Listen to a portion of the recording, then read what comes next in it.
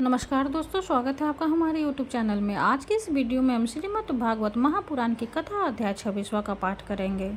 अध्याय 26वां में हम राजा पूर्वजन का शिकार खेलने वन में जाने के बारे में जानेंगे। तो आइए पाठ शुरू करते हैं।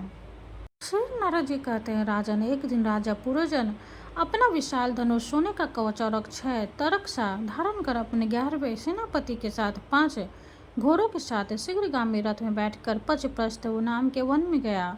उस रथ में 2 ईर्षादंड बंब और 2 पहिए, 1 धूरी तन, ध्वज दंड, 5 डोरियां, 1 लगाम, 1 सारथी, 1 बैठने का स्थान, 2 जुए, 5 आयुध और 7 आवरण थे। यह 5 प्रकार की चालों से चलता था तथा उसका साजबाज सब सुनहरा था। यद्यपि राजा के लिए अपनी प्रिया को क्षण भर भी छोड़ना कठिन था, किंतु उस दिन उसे शिकार का ऐसा शौक लगा कि उसकी भी परवाह न कर वह बड़े गर्व से धनुष बाण चढ़ाकर आखेट करने लगा। इस समय आसुरी वृत्ति बढ़ जाने से उसका चित्त बड़ा कठोर और दयाशून्य हो गया था। इससे उसने अपने तीखे बाणों से बहुत से निर्दोष जंगली जानवरों का वध कर डाला। जिसकी मांस में अत्यंत आसक्ति हो, वह राजा केवल शास्त्र प्रदर्शित कमी के लिए वन में जाकर आवश्यकतानुसार अनिषिद्ध पशु का वध करे, व्यर्थ पशु हिंसा न करे। शास्त्र इस प्रकार उसकी खलन प्रवृत्ति को नियंत्रित करता रहा। राजन को जो विद्वान इस प्रकार शास्त्र नियत कर्म का आचरण करता है, वह उस कर्मानुष्ठान से प्राप्त हुए ज्ञान के कारणभूत कर्मों से लिप्त नहीं होता। नहीं तो मन का कर्म करने से मनुष्य अभिमान के वशीभूत होकर कर्मों की बध जाता है तथा गुण प्रवारूप संसार चक्र में पड़कर विवेक बुद्धि के नष्ट हो जाने से अधम योनि में जन्म लेता है।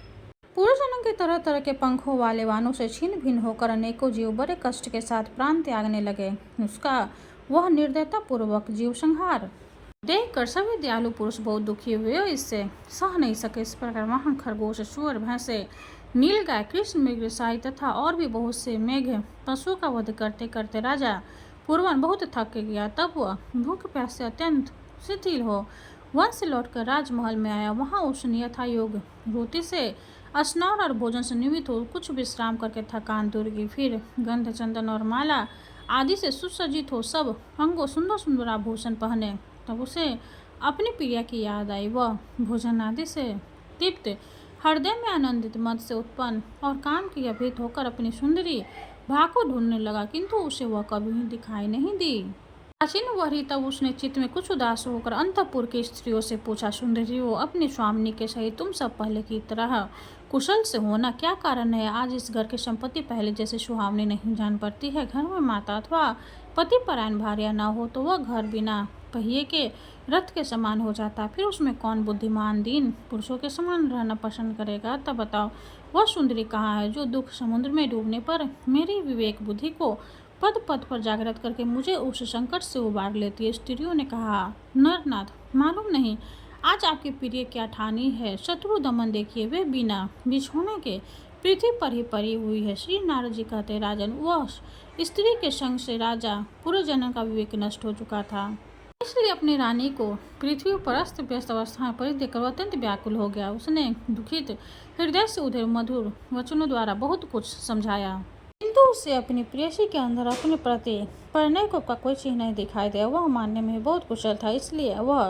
पूर्वजन ने उसे धीरे धीरे मनाना आरंभ किया। उसने पहले उसके चरण छुए और फिर गोद में बिठाकर बड़े प्यार से कहने लगा। पूर्वजन बोला, सुंदरी, वे सेवक तो निश्चय ही बड़े अभागे हैं जिनके अपराध करने पर स्वामी उन्हें अपना समझकर शिक्षा के लिए उचित दंड नहीं देते। सेवक को दिया हुआ स्वामी मानदंड तो उस पर बड़ा अनुग्रह ही होता है। जो मूर्ख है उन्हीं को क्रोध के कारण अपने हितकारी स्वामी के किए हुए उस उपकार का पता नहीं चलता। सुंदर दंता वाली और मनोहर भावों से शोभा पाने वाले मन सोमनी, अब यह क्रोध दूर करो और एक बार मुझे अपना समझ कर प्रणय भार तथा जैसे झुका हुआ एक मधुर मुस्कानमयी चितवन से सुशोभित अपना मनोहर मुखरा दिखाओ। अहो भ्रमर पंक्ति के समान नीली अलकावली, उन्नत नासिका और सुमधुर मानों के कारण तुम्हारा वह मुखारविंद कैसा मनोमोहक जान पड़ता है। वीरपनी, यदि किसी दूसरे ने तुम्हारा कोई अपराध किया हो तो उसे बताओ। यदि वह अपराधी ब्राह्मण कुल का नहीं है तो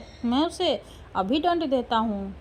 मुझे तो भगवान के भक्तों को छोड़कर त्रिलोकी में अथवा से बाहर ऐसा कोई नहीं दिखाई देता जो तुम्हारा अपराध करके निर्भय और आनंदपूर्वक रह सके। प्रिय, मैंने आज तक तुम्हारा मुख कभी तिलकहीन, उदास, मुरझाया हुआ, क्रोध के कारण डरावना, आकांतहीन और स्नेह शून्य नहीं देखा, और न कभी तुम्हारे सुंदर स्तनों को ही शुक्रान्युआ से भीगा तथा बिंबा फल सदृश अधरों को श्रीन केसरी की लाली से रहित देखा है। मैं व्यसन वंश तुमसे बिना पूछे शिकार खेलने चला गया, इसलिए अवश्य अपराधी हूँ। फिर भी अपना समझकर तुम मुझ पर प्रसन्न हो जाओ। कामदेव के विषम बाणों से अधीर होकर जो श्रोता अपने अधीन रहता है, उससे अपने प्रिय पति को उचित कार्य के लिए भला कौन कामनी स्वीकार नहीं करती। ओम जय शिव ओमकारा, स्वामी जय शिव ओमकारा, ब्रह्मा विष्णु सदाशिव अर्धांगिनी धारा। ओम जय शिव ओमकारा, स्वामी जय शिव ओमकारा, एकानन चतुरानन पंचानन राजय, हंसानन गरुड़ासन विश्ववाहन साजय। ओम जय शिव ओमकारा, स्वामी जय शिव ओमकारा, दो भुज चार चतुर भुज, दस भुज अति शोभे, त्रिगुण रूपिणी रखते त्रिभुवन जन मोहे। ओम जय शिव ओमकारा, अक्षमाला वनमाला मुंडमाला धारी, त्रिपुरारी कनसारी करिमाला धारी। ओम जय शिव ओमकारा, श्वेतांबर पीतांबर बाघंबर अंगे, शनकादिक गरुनादिक भूतादिक संगे। ओम जय शिव ओमकारा, घर के मध्य कमंडलो चक्र त्रिशूलधारी, सुखकारी दुखहारी जग पालनकारी। ओम जय शिव ओमकारा, ब्रह्मा विष्णु सदाशिव जानते अविवेका, मधु कैटभ दो मारे सूर्य भयहीन करे। ओम जय शिव ओमकारा, लक्ष्मी व सावित्री पार्वती संगा, पार्वती अर्धांगी शिव लहरी गंगा। ओम जय शिव ओमकारा, पर्वत सोहे पार्वती शंकर कैलासा, भांग धतुर का भोजन भस्मी में वासा। ओम जय शिव ओमकारा, जटा में गंगे बहते हैं, गले मुंडल माला, शेष नाग लिपटावत ओढ़त मृगशाला।